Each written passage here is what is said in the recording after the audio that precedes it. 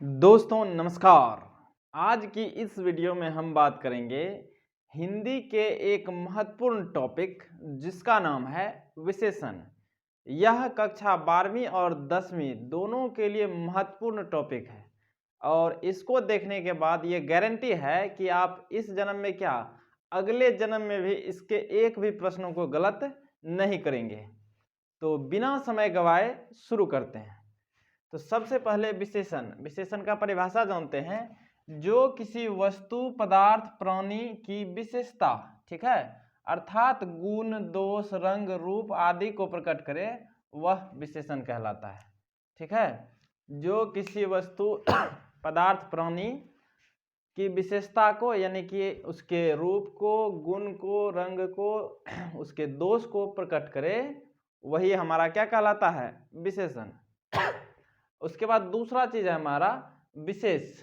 विशेष का मतलब होता है जिसकी विशेषता बताई जाए वह विशेष कहलाता है। जिसकी विशेषता बताई जाए वह क्या कहलाता है, विशेष।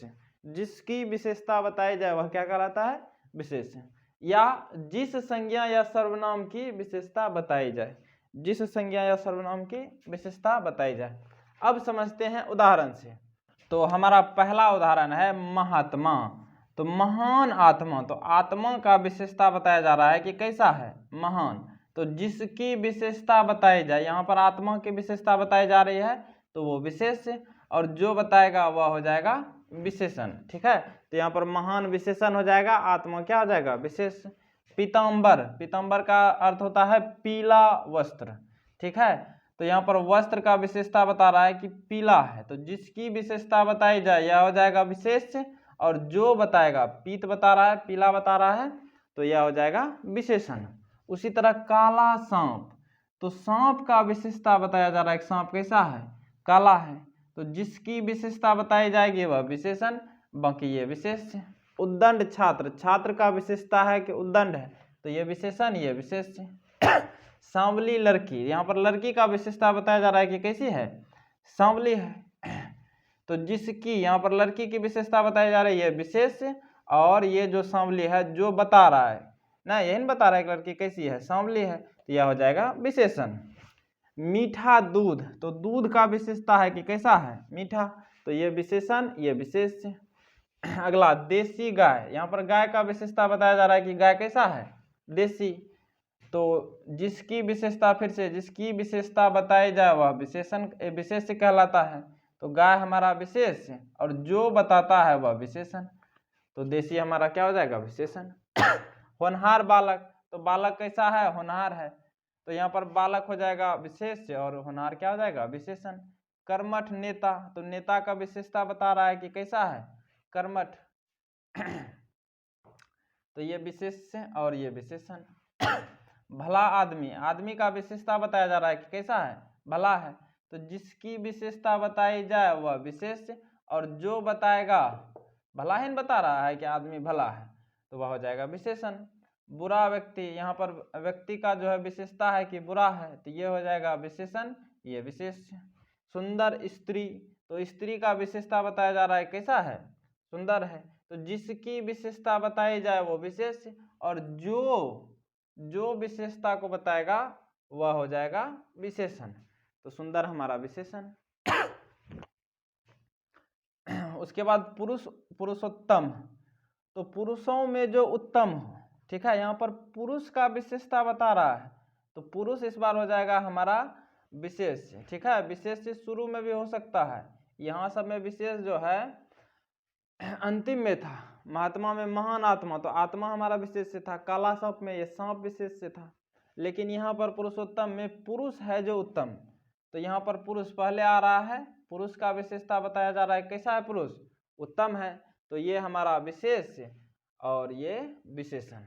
उसके बाद हमारा अगला टॉपिक है कि प्रविशेषण।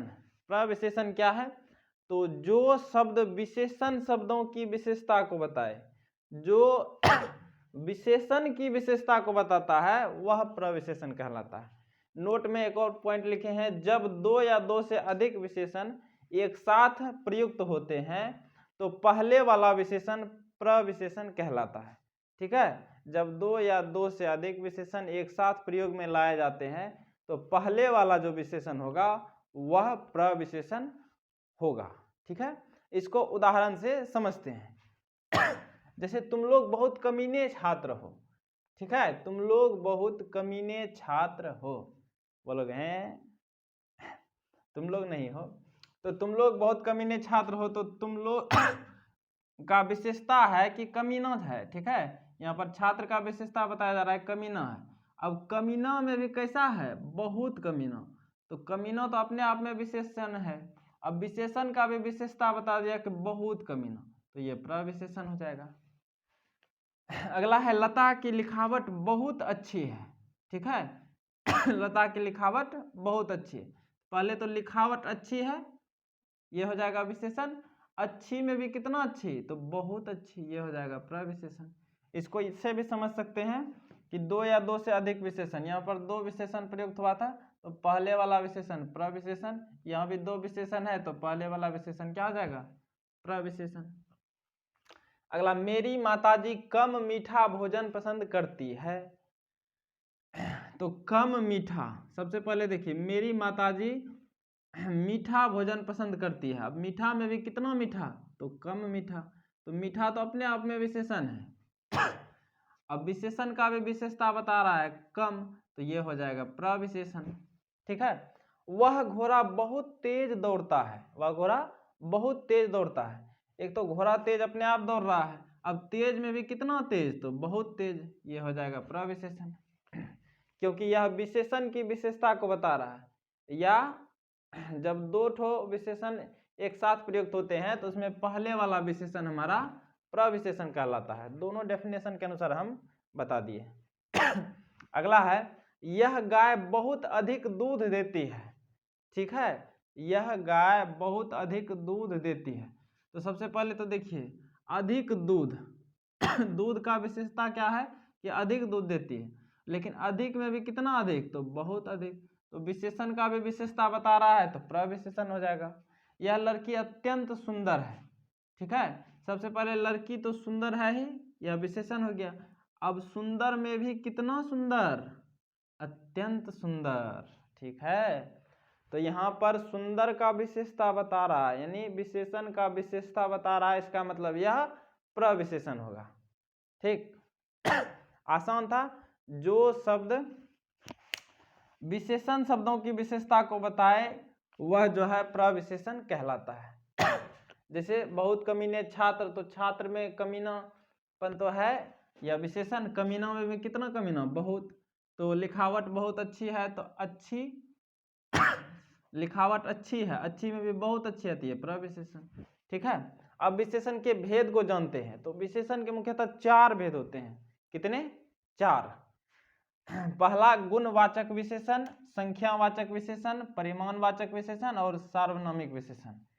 इसको गुणवाची भी कहा जाता है, संख्यावाची भी कहा जाता है, परिमाणवाची भी और सार्वनामिक, इस तरह से। तो विशेषण के चार भेद, अब चारों को पढ़ते हैं बारी बारी से। हमारा पहला विशेषण है गुणवाचक विशेषण। तो वे विकारी शब्द जो किसी संज्ञा या सर्वनाम के रंग, रूप, दिशा, अवस्था, स्थिति, आकार, स्वभाव, तापमान, स्पर्श, गंध आदि से संबंधित विशेषता बताते हैं। ठीक है, जो किसी संज्ञा या सर्वनाम के रंग के बारे में, रूप के बारे में, दिशा, अवस्था, स्थिति, आकार, स्वभाव, तापमान, स्पर्श, गंध आदि से संबंधित विशेषता बताएगा तो वह हमारा हो जाता है गुणवाचक विशेषण। क्या हो जाएगा, गुणवाचक विशेषण। जैसे गुण में चलेंगे तो हो जाएगा अच्छा, श्रेष्ठ, उत्तम, सुंदर, भला। उसी तरह दोष में चलेंगे तो बुरा, जहरीला, खराब, कमीना, उद्दंड। दिशा में चलेंगे तो पूर्वी, पश्चिमी, उत्तरी, दक्षिणी। आकार में पतला, मोटा, लंबा, छोटा, लघु। इससे संबंधित अगर विशेषता बताएगा तो यह गुणवाचक के अंतर्गत आएगा। फिर स्वाद, स्वाद में हो जाएगा मीठा, खट्टा, कसैला, खारा, नमकीन, तिक्त। ठीक है, फिर स्पर्श, स्पर्श में हो जाएगा मुलायम, रोएदार, मखमली, खुरदरा। ठीक है, स्थिति में हो जाएगा सर्दी, गर्मी, ठंडा, शीतल, गर्म। ठीक, इसके बाद थोड़ा सा छूट गया था, तो उसको भी खत्म कर लेते हैं। जैसे हमारा हो गया काल, काल में प्राचीन हो जाएगा, नवीन, आधुनिक, नया, पुराना, ये सब हो जाएगा। उसके बाद गंध में हो जाएगा सुगंध, दुर्गंध, ठीक है। और कुछ छूट गया तो रंग, रंग में लाल, काला, हरा, पीला। इससे संबंधित जितना भी विशेषता बताएगा वह होगा गुणवाचक विशेषण। अब कुछ उदाहरण से समझते हैं, फटाफट से हम यहाँ पर लिखेंगे उदाहरण। तो हमारा पहला उदाहरण है कि काली बकरी मीठा दूध देती है। तो यहाँ पर देखिए गुणवाचक विशेषण का ये सेंटेंस है, क्योंकि बकरी कैसी है, काली। यहाँ पर देखिए रंग को बता रहा है, और दूध कैसे देती है, तो मीठा, ठीक है। तो यहाँ पर बताए थे मीठा, तीखा, सब कुछ स्वाद के अंतर्गत, तो ये सब गुणवाचक के अंतर्गत आएगा। पेड़ के नीचे कालिया नाग बैठा है, तो नाग का विशेषता है कालिया है, कालिया मतलब रंग न, तो ये हमारा हो जाएगा गुणवाचक। बीकानेरी नमकीन में मुल्तानी मिट्टी मिलाई जाती है। अब बोला है नमकीन कैसा है, बीकानेरी, तो किसी स्थान को बता रहा है बीकानेर का, फिर उसमें कैसा मिट्टी मिलाया जाता है, तो मुल्तानी, ठीक है। तो ये हमारा गुणवाचक विशेषण होगा, क्योंकि गुण के बारे में बता रहा है। सर्दियों में लोग गर्म पानी पीते हैं, तो सर्दियों में लोग कैसा पानी पीते हैं, तो गर्म। गर्म क्या है, तो गर्म हम बताए थे स्थिति है, सर्दी, गर्मी, ठंडा, शीतल, तो ये गुणवाचक विशेषण के अंतर्गत आएगा। गर्मियों में लोग शीतल पेय पीते हैं, तो ये भी हो जाएगा स्थिति, ठीक है। तो हम यहाँ पर गुणवाचक विशेषण को समझ चुके हैं। उम्मीद है कि आपको बेहतर समझ में आया होगा। कुछ और जो बचे हुए विशेषण हैं उनको भी करते हैं। तो हमारा अगला विशेषण है संख्यावाचक विशेषण।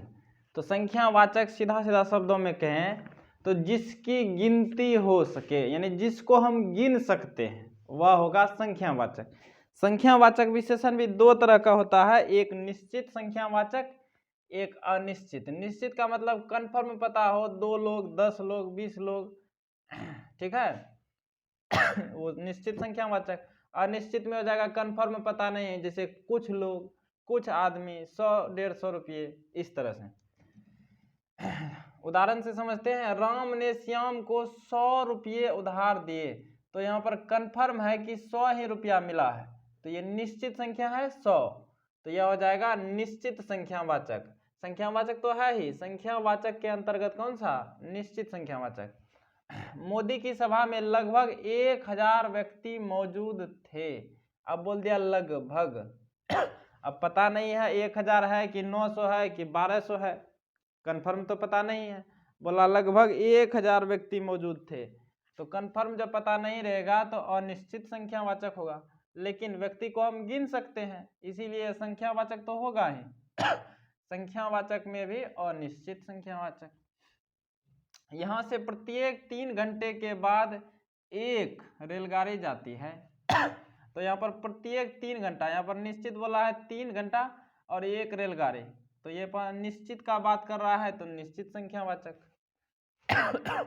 अगला, उसका प्रवासी पति सालों बाद घर लौटा, ठीक है, उसका प्रवासी पति सालों बाद घर लौटा, तो ये जो लौटा तो कंफर्म नहीं है 1 साल की, 2 साल की, 5 साल की, 10 साल, बोला सालों बाद घर लौटा, तो पता नहीं है, कंफर्म तो हो जाएगा अनिश्चित संख्यावाचक। लेकिन हम साल को गिन तो सकते हैं, तो संख्यावाचक तो होगा ही, संख्यावाचक में भी अनिश्चित। अगला, शायद 2-4 लोग थे, अब कंफर्म नहीं है कि 2 लोग थे कि 4 लोग थे, फिर यह भी हो जाएगा अनिश्चित संख्यावाचक, ठीक है, अनिश्चित संख्यावाचक। अगला हमारा जो है विशेषण वो है तीसरा, परिमाणवाचक विशेषण।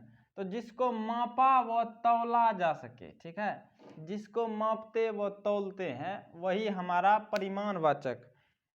जैसे लंबाई को मापते हैं कि 1 फुट, 2 फुट, 5 फुट लंबा आदमी, 5 मीटर कपड़ा, 10 मीटर कपड़ा, ठीक है, उसको मापते हैं। 1 लीटर दूध, 10 लीटर दूध, मापते हैं कि नहीं मापते हैं। और चावल, चीनी, गेहूं, आटा, ये सबको तौलते हैं। 10 किलो चावल, 1 क्विंटल चावल, तो उसको तौला जाता है। तो जिसको मापेंगे या तौलेंगे वह हमारा हो जाएगा परिमाणवाचक विशेषण। यह भी दो प्रकार का, निश्चित परिमाणवाचक, अनिश्चित परिमाणवाचक। उदाहरण से समझते हैं। बच्चा भूखा है, आधा लीटर दूध चाहिए। तो दूध को मापते हैं लेकिन कंफर्म बता रहा है कि कितना दूध चाहिए, आधा लीटर। तो निश्चित है तो निश्चित परिमाणवाचक। बच्चा भूखा है, थोड़ा दूध चाहिए। इस बार बोला है थोड़ा दूध चाहिए, तो इस बार कंफर्म पता नहीं है कि कितना। थोड़ा मतलब एक कोबा कि एक गिलास, हमको कंफर्म पता नहीं है, यह हो जाएगा अनिश्चित परिमाणवाचक। लेकिन दूध को मापते हैं इसीलिए परिमाणवाचक तो होगा ही। परिमाणवाचक में हो जाएगा अनिश्चित। बारात को खिलाने के लिए 4 क्विंटल चावल चाहिए। तो चावल को तो हम तौलते हैं, जब तौलते हैं तो यह परिमाणवाचक हो जाएगा। लेकिन कंफर्म यहाँ बता रहा है कि 4 क्विंटल, तो निश्चित बता रहा है तो निश्चित परिमाणवाचक।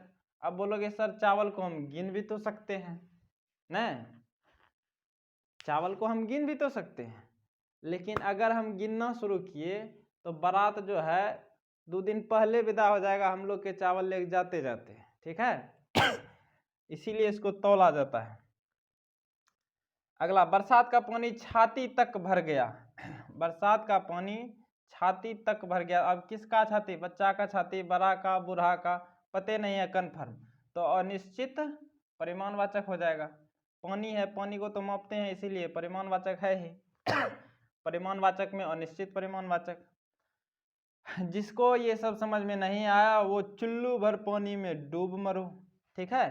चुल्लू भर पानी में डूब मरो। अब चुल्लू का बात कर रहा है तो किसका चुल्लू, बच्चा का चुल्लू कि बड़ा का चुल्लू, समझ में नहीं आ रहा है। तो अनिश्चित, क्योंकि पानी है तो परिमाणवाचक, तो अनिश्चित परिमाणवाचक हो जाएगा। मोदी की मिल में आग लगने से सैकड़ों मीटर कपड़ा जल गया। अब यहाँ पर सैकड़ों मीटर कपड़ा जो है कंफर्म नहीं बता रहा है कि 100 मीटर, 150 कि 90, सिर्फ बोला सैकड़ों मीटर, तो अनिश्चित है तो अनिश्चित परिमाणवाचक। क्योंकि मीटर है तो मीटर को तो हम नापते हैं, अब जब नापेंगे या मापेंगे तो वह हमारा परिमाणवाचक हो जाएगा। अगला है, तेल का टैंकर पलटने से हजारों लीटर तेल बह गया। हजारों यहाँ पर निश्चित नहीं है, 1000, 1200, 1500, तो हो जाएगा अनिश्चित परिमाणवाचक। 4 किलो चीनी खरीदने पर आधा किलो चाय पत्ती मुफ्त है। तो यहाँ पर 4 किलो भी निश्चित है, आधा किलो भी निश्चित है, तो निश्चित परिमाणवाचक के अंतर्गत होगा। हमारा आखिरी जो है विशेषण बचा हुआ है वो है सार्वनामिक विशेषण। सार्वनामिक विशेषण, इसको भी समझ लेते हैं फटाफट से। इसका 3 डेफिनेशन लिखे हैं, तीनों के अनुसार हम समझाएंगे। जहां सर्वनाम का प्रयोग विशेषण के अर्थ में किया जाए। सर्वनाम, सर्वनाम किसको कहते हैं, जो संज्ञा के बदले में प्रयुक्त होता है, ठीक है। जो संज्ञा के बदले में प्रयोग होता है उसको हम सर्वनाम कहते हैं। जैसे वह चोर है, तो वह का प्रयोग कर रहे हैं किसी नाम के बदले, उसको बताए वह चोर है, तो उसका कुछ नाम होगा, तो नाम के बदले वह का प्रयोग किए तो वह हमारा सर्वनाम हो गया। तो यह, वह, मैं, तुम, ये सब सर्वनाम है, ठीक है। तो सर्वनाम का प्रयोग अगर विशेषण के अर्थ में किया जाएगा तो वह सार्वनामिक विशेषण कहलाएगा। या जब बहुतों में से एक को छांटा जाता है तो उसके लिए जिस सर्वनाम का प्रयोग होता है वह सार्वनामिक विशेषण होता है। यानी ढेरी सारा में से एक को छांटेंगे और उस एक के लिए जिस सर्वनाम का प्रयोग करेंगे वह हमारा सार्वनामिक विशेषण। तीसरा परिभाषा, जब किसी सर्वनाम का प्रयोग जातिवाचक संज्ञा के साथ किया जाए तो वह सार्वनामिक विशेषण बन जाता है, ठीक है। इसको उदाहरण से समझते हैं। यह गाय 15 लीटर दूध देती है। अब हम बोल रहे हैं कि यह गाय जो है 15 लीटर दूध दे रही है, मतलब उस जगह बहुत सारा गाय है, बहुत सारा में वो खास गाय है जो 15 लीटर दूध देती है, सब गाय 15 नहीं दे रही है, तो बहुतों में से एक को अलग किए और एक को अलग करने के लिए यहाँ पर यह सर्वनाम का प्रयोग किए हैं, तो ये हो जाएगा हमारा सार्वनामिक विशेषण। या इस परिभाषा के अनुसार जातिवाचक संज्ञा गाय है, ठीक है। जब किसी सर्वनाम का प्रयोग जातिवाचक संज्ञा के साथ किया जाए, गाय के साथ प्रयोग किया जा रहा है यह, तो हमारा हो जाएगा सार्वनामिक विशेषण। वह घोड़ा बहुत तेज दौड़ता है, तो विशेषण के अर्थ में यहाँ पर वह का प्रयोग हो रहा है, तो ये हमारा हो जाएगा सार्वनामिक विशेषण। या हम बोलेंगे वह घोड़ा जो है बहुत तेज दौड़ता है, तो सब घोड़ा तेज नहीं दौड़ता है, सब घोड़ा तेज दौड़ता है लेकिन बहुत तेज नहीं दौड़ता है। तो यहाँ पर बहुतों में से एक को बता रहे हैं कि वह घोड़ा बहुत तेज दौड़ता है। तो जब बहुतों में से एक को हटा जाता है तो उसके लिए जिस सर्वनाम का प्रयोग करते हैं वह हमारा सार्वनामिक विशेषण कहलाता है। अगला, ये लड़के बहुत मेहनती व लगनशील है। ये लड़के बहुत मेहनती व लगनशील है। अगर ये बता रहे हैं तो वहां पर बहुत सारे लड़के हैं, उसमें से एक को छांट रहे हैं कि ये लड़के बहुत मेहनती व लगनशील, तो ये जो सर्वनाम का प्रयोग किया ये सार्वनामिक विशेषण। ये लड़की बहुत बुद्धिमान व प्रतिभाशाली है। अब उस लड़की के बारे में, बहुत लड़के उस जगह है, उसमें बोले ये लड़की बहुत बुद्धिमान व प्रतिभाशाली है। तो यहाँ पर ये सर्वनाम का प्रयोग किए सार्वनामिक विशेषण। या ऐसे भी समझ सकते हैं, लड़की जातिवाचक संज्ञा, जातिवाचक संज्ञा के साथ सर्वनाम का प्रयोग किए तो सार्वनामिक। लड़के भी हमारा जातिवाचक संज्ञा है, तो इसके साथ सर्वनाम का प्रयोग किए तो सार्वनामिक विशेषण। घोड़ा भी जातिवाचक संज्ञा है। यह गाय बहुत महंगा है, तो सब गाय महंगा नहीं होता है, महंगा होता है लेकिन बहुत महंगा नहीं होता है। लेकिन यह जो गाय है यह गाय बहुत महंगा है, तो यहाँ पर गाय के लिए जो है यह शब्द का प्रयोग किए हैं, तो जातिवाचक के साथ किए हैं, उस आधार पर हम इसको सार्वनामिक विशेषण कह सकते हैं। और दूसरा परिभाषा, बहुतों में से एक को छांट रहे हैं कि यह गाय बहुत महंगा है। ठीक है। तो उम्मीद करते हैं कि आपको बेहतर समझ में आया होगा। तो आज के लिए दीजिए मुझे इजाजत। अपना ख्याल रखें, बड़ों का सम्मान करें। जय हिंद, जय भारत।